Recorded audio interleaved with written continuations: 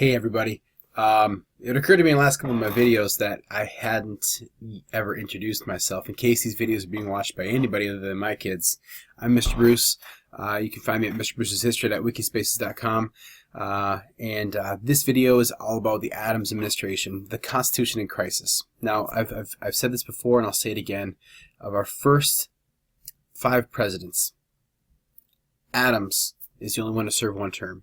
And the reason why I wanted to point this out and want to make this clear is because there's a kind of a reason for that, and that's part of what this video is going to be about. But this video is going to cover that 4 short years where he is president. He follows Washington. He takes upon Washington's his foreign policy and his principles there. And as a result of Adams's work, we see that he's not very well liked. And so by the end of this video, you're going to take a gander at a few things, particularly foreign policy, as well as partisan politics and party rivalry, to help set the foundation for why maybe Jefferson thought he could do a better job as president. So, new digs. Right, this is my basement. This is my spot. It's basically a section out of unfinished part of our basement that's carved out that I call my own, my desk space. So if you hear some squeaking, it's my chair. I'm trying some new aspects of video here. I got some more video in video, and hopefully the audio works out okay. So hopefully this works and is not a problem. And if there's an issue, gosh, I'll help clean it up as soon as I can. So I'm gonna try and keep this one under 20 minutes to cover it, but I got a couple of short little video snippets within, and you'll see why. So let's get started. Adams is elected in 1796, and his term begins in 1797 and lasts until March 1801. Like I said, he takes after Washington, and before Adams is elected president, Washington gives his farewell address, and in his farewell address, Washington makes it clear that there's a couple of things that I want us to avoid, particularly political partisanship, sectionalism, which is in Washington's language in the farewell address, kind of a tie-in with political parties. He's like, avoid political parties, but especially ones that are based on or drawn along geographical distinctions. And then foreign entanglements, right? Avoid foreign alliances. And above all, respect the Constitution. Now, if you study history at all, you'll learn that Adams was, well, yeah, the other way around. And it's not necessarily by choice. He's the kind of guy that felt the right thing is the right thing, whether it's popular or not. And unfortunately, history gives him a bad rap because of the decisions he made. Again, it helps explain why he serves only 4 years as president. So why 1 term? Like I said before, foreign affairs, foreign policy, and party rivalry. So as we continue on, we recognize and understand that the election of 1796 was between these guys, Adams and Jefferson, the way it was supposed to work was that the Federalist Party, this brand new Federalist Party, was supposed to bring their candidate forward, and this Republican Party is going to bring their candidate forward. But with the problem of the way the Electoral College worked at the time, each elector got 2 votes, and they just cast both of them for a list of guys they thought would be great, and the winner received the presidency, and the runner-up received the vice presidency. Okay. Now, if you look at the way the map shakes out between those 2 guys specifically, because there are others on that list, on the Electoral College list of candidates, but sectionalism. I mean, isn't this what Washington warned us about? Political parties that are basing themselves on geographic lines. Clearly, we can see the South and the West is dominated by Jefferson. And the way the North and the East work out, that's clearly Federalist. And I want us to see this and draw this distinction as being very important. I pointed out at one point that it's really neat to me that Pennsylvania throws 1 vote to Adams, and the rest, almost all of them, 14 of their 15 go to Jefferson. So I find that interesting. And as you can see, we also have a couple new states in this election. Particularly Kentucky and Tennessee, and Kentucky is going to come into play in a big note later on in this video. When we think about sectionalism, though, it never really dies, right? So here is the election results, the Electoral College layout of The 2000 election, Gore versus Bush, and this is a very disputed election. The popular vote was very close, and some votes in Florida needed to be recounted because they didn't know how to didn't know how to count hanging chads and dimple chads, and it's a funny story. You'll hear about it when you're older.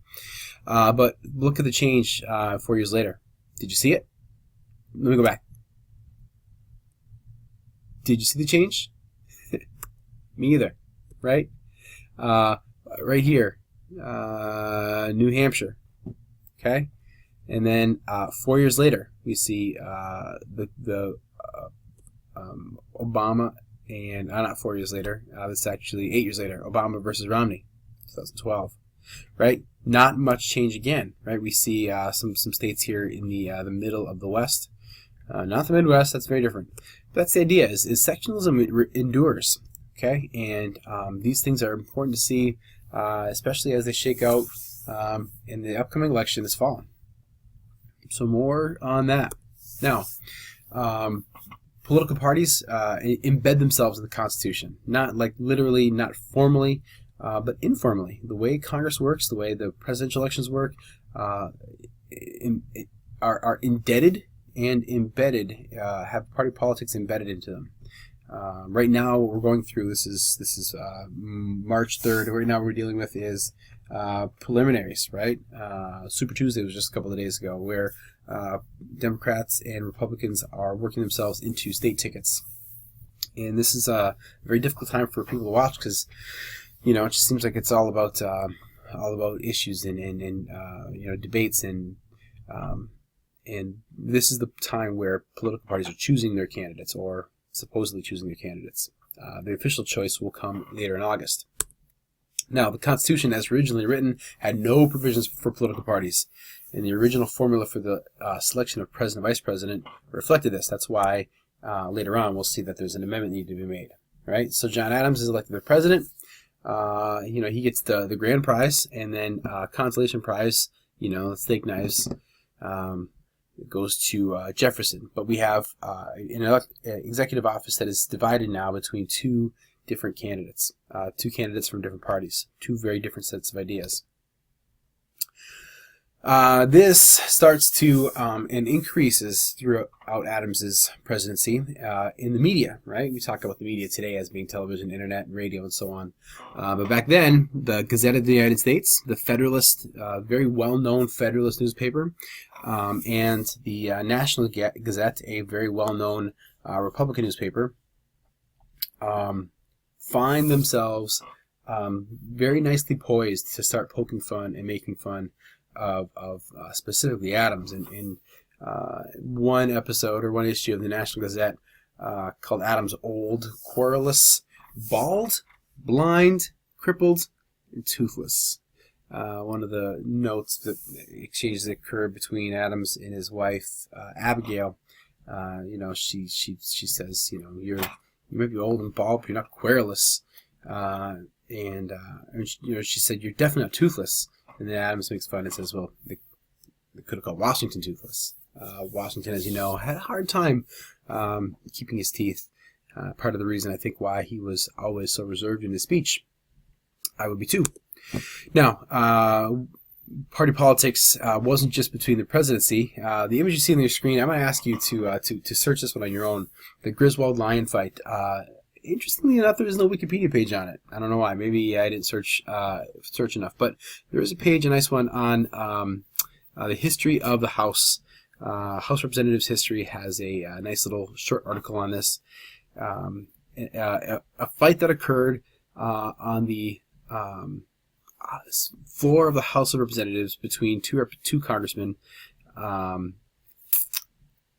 Just fun reading. I won't get into it any more than that. So look into that one on your own. 1798.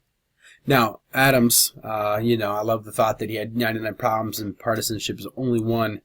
Yeah, I think it only takes a little bit of time to look at the nature of these two political parties. Just for a quick review, you can pause this on your own or slow it down and take a look at these more detail. But I won't ask you to record any of these in a handout or worksheet because we've already gone over this. But again, reminders that these two parties are very different on a lot of very separate issues, and to the nature of their disagreements come from almost every single decision that gets made in the first several years. Okay. Now, I want you to remember one thing: the Federalists were Anglophiles; they were pro-British, and the Jeffersonian Republicans were friends of the French. Things change here during Adams's presidency. Everyone starts to hate the French, and part of the reason why is this quasi-war. Right, by the late 1790s, the French were attacking any ships that were bound for Great Britain, and this resulted in an undeclared naval conflict between the United States and France, where the French attacked 319 of our ships. Adams sends people over to try and resolve this, and this event is known as the XYZ affair. Now, I'm going to share with you a video. I got to show this to you. I can't not. Okay, so you're going to love it. Please take it in. Angry at U.S. neutrality in the British-French conflict, the French had attacked a number of American ships. It was a big problem for President John Adams.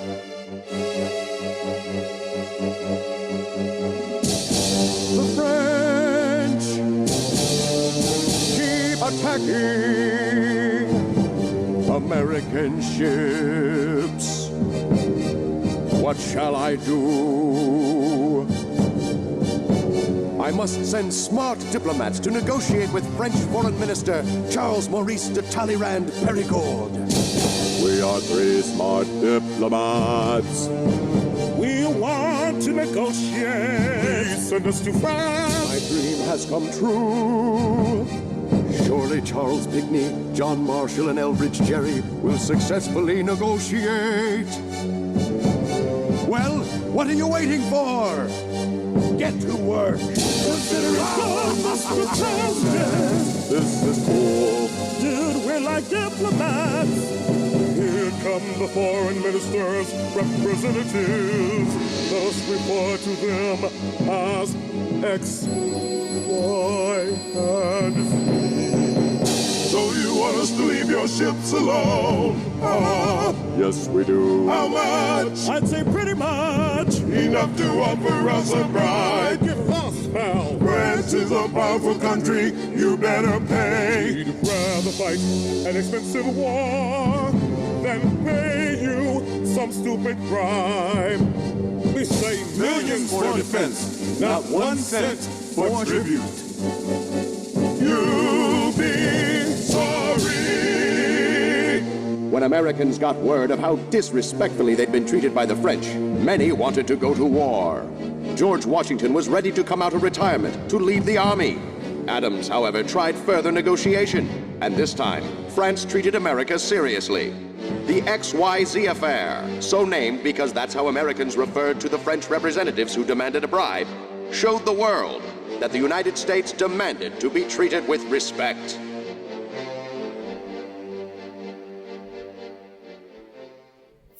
Wasn't that awesome? I thought that was a fantastic video, and I just had to share it with you. Right, the next one's a little more intellectual. I want you to watch it over and over again and memorize that song because we'll be singing it in class on Monday. No, I'm just kidding.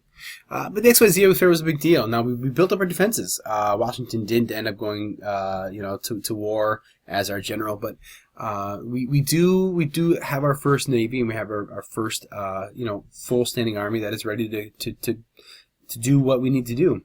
But after this happens, you know that Adams again sends a peace mission to France after we start attacking back with our new Navy and some privateers, private vessels, private ships that have been commissioned by the president to do that. And so we exhibit a little bit of force, and we send another mission to France. And at this time, Napoleon is taken over as their leader. He calls himself, he as general of the army calls himself the new emperor. And so he says, no, you don't have to worry about it anymore. We've already taken care of it. And the result of that negotiation was that France decided to to release us from the obligation of our previous treaty with them, a treaty of alliance, and now instead, because of that, we agree to not force France to pay for the damages for our ships, and that's a significant piece that we've covered in class also. But this quasi-war is interesting because Adams wasn't popular for not going to war, right? Adams is the kind of guy that always does the right thing even though it's not popular. He defends, 30 years earlier, he defends the British soldiers who were facing immediate execution for the Boston Massacre. He says they need justice also, and so he defends them. So as president does the same thing, right? It is a matter of keeping us out of a permanent war. That is what Washington asked him to do. He knew it was the right thing to do, even though the United States wanted to go to war. It's a big deal. Now, during this time, the French are coming into the United States as political refugees because of the war between France and Europe, right? France and Britain are at war, and other countries are at war. That peace won't come until later. We pass some laws. Congress passes laws, and the president signs them in. And again, both Congress and the executive are both Federalist dominated. And the Alien Sedition Acts are what these are called. The 3 laws regarding aliens and 1 law regarding sedition, or stirring up rebellion against the government, against the nation. So these laws effectively make it clear that the president has this ability to get rid of undesirable aliens or immigrants, and not immigrants, people that come here that don't have an intention or a desire to become naturalized. Now, if they do want to become naturalized, it extended the residency requirement from, you have to be resident here for 5 years to 14 years. So it makes it more difficult. People have to wait a longer period of time if they want to become a citizen of the United States, right? And the question is always, was this constitutional? Now, the Alien Acts, well, Article 1, Section 8 does give Congress the power to establish a uniform rule of naturalization, so this is clearly a delegated power. It's the Sedition Act, though, that we have to take a look at, right? The Sedition Act was long and wordy and basically said anyone accused of speaking out against government officials in a slanderous type of way, malicious writing, speech, utterances, or promoting the public publishing speech and utterances of slanderous or false or accusing negative words against the government was outlawed. It was against the law, right? So the Sedition Act basically said no free speech, no free press. It's a time of war, after all, Adams would say.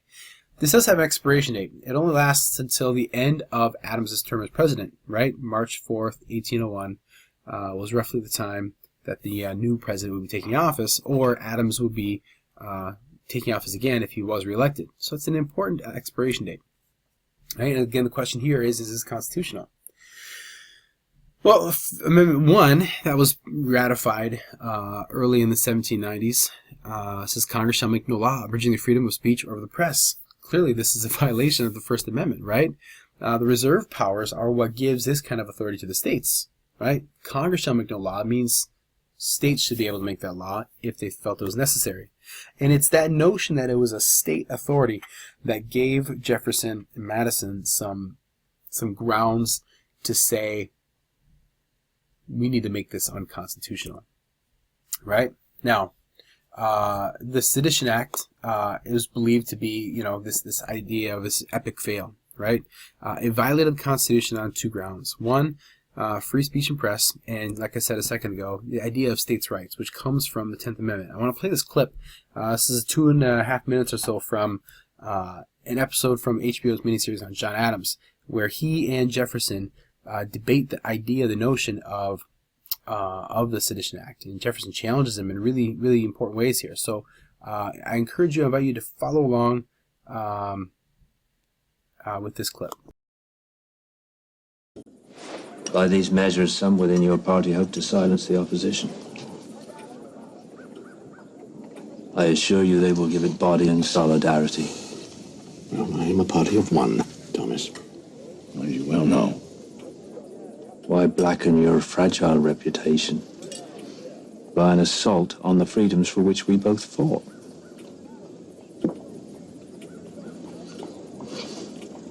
intend to ship out the entire French population of the United States?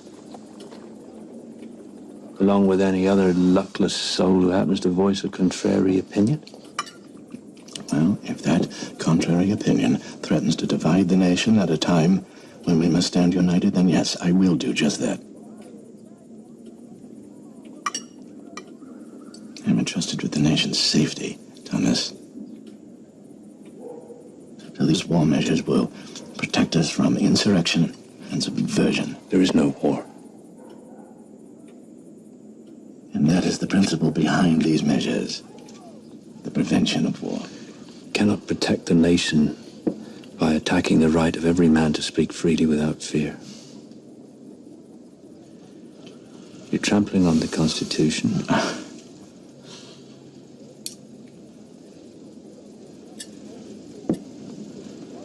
The states will have no alternative but to resist these measures, which are an assault on the liberty of their people. But the people's representatives demanded these acts. Would you have me deaf to the voice of the people?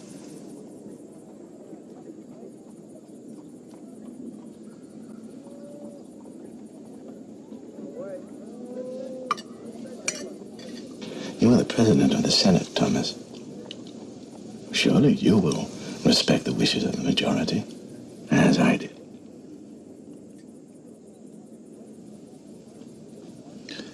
I cannot preside over a reign of witches.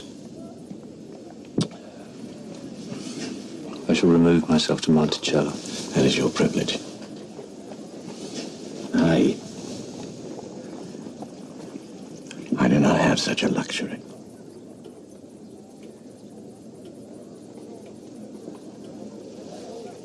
I'm determined to control events, not be controlled by them.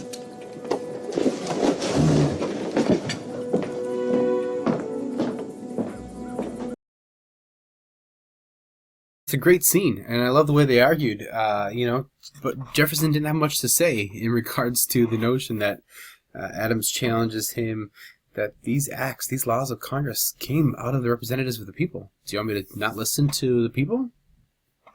No. Again, partisanship is a really difficult thing, especially when Congress has control. One party has control of Congress, and that same party has control of the executive. Who decides, right? Who decides? And that's the big question that follows, right? What now? If the law is passed by Congress, signed by the president, that this is what the people want, but it's unconstitutional, what now? Now, we know, and again, I asked you to remember the name, John Marshall, right?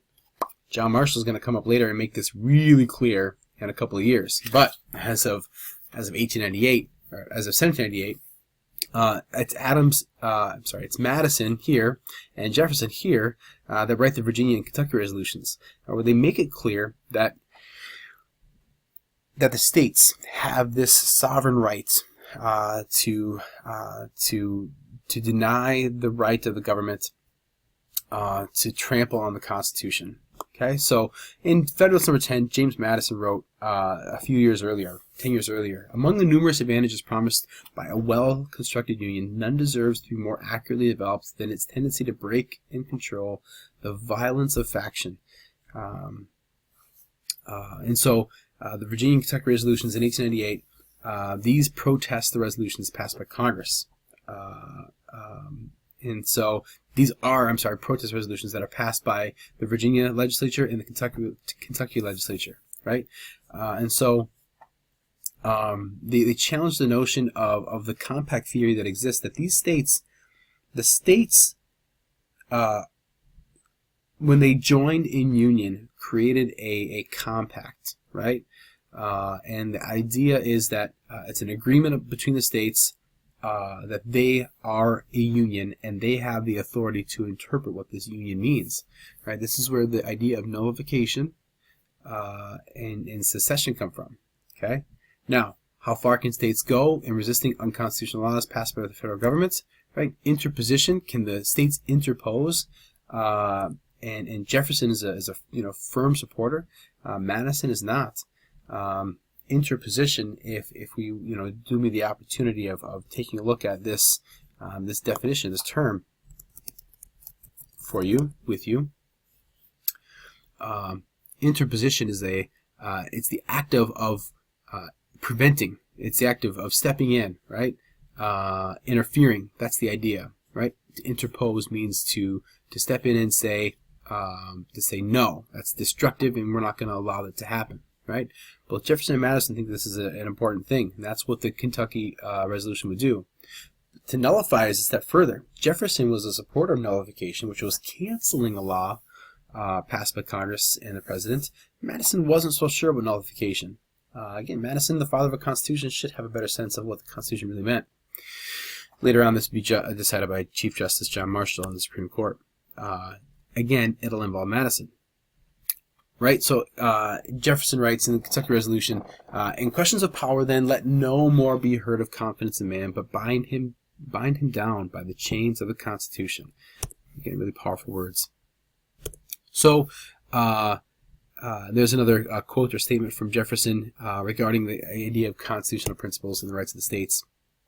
By 1800, the next election, we see the possibility for what we call the Revolution of 1800. That comes as a result of the election of 1800. We've studied that in pretty good detail. But again, here's our map, right? Here we see party politics getting involved and creating, designating roles, right? Jefferson plus a vice presidential running mate, and then Adams plus a vice presidential running mate. And here we see the Republicans take a couple more votes, right?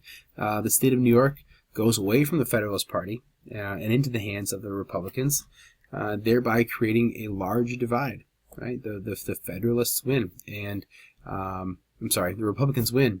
It was the votes that Aaron Burr got as a party switcher, going from the Republican Party to the Federalist, backwards from the Federalist Party to the Republican Party, that won the state of New York, right? And it's not just, we see this in the electoral vote for the executive branch, but also, right, the parties in the 1798 election in the Senate. We see there were almost twice as many Federalists as there were Republicans, and now in 1800, the Republicans have a slight majority, and again, the same kind of shift in the House of Representatives in 1800. Yeah, so I think that's a revolution, right? So with that said, I want to make sure that you guys understand that I appreciate the time you've taken to listen. Keep track of the notes, answer the questions as I provided them, dig deep, and especially if you miss any class this week due to illness or whatever, this is going to be a very critical lesson for you. Okay? In 27 minutes, I've captured everything you would have missed in a whole week. Kinda. All right? Signing off. Have a great weekend.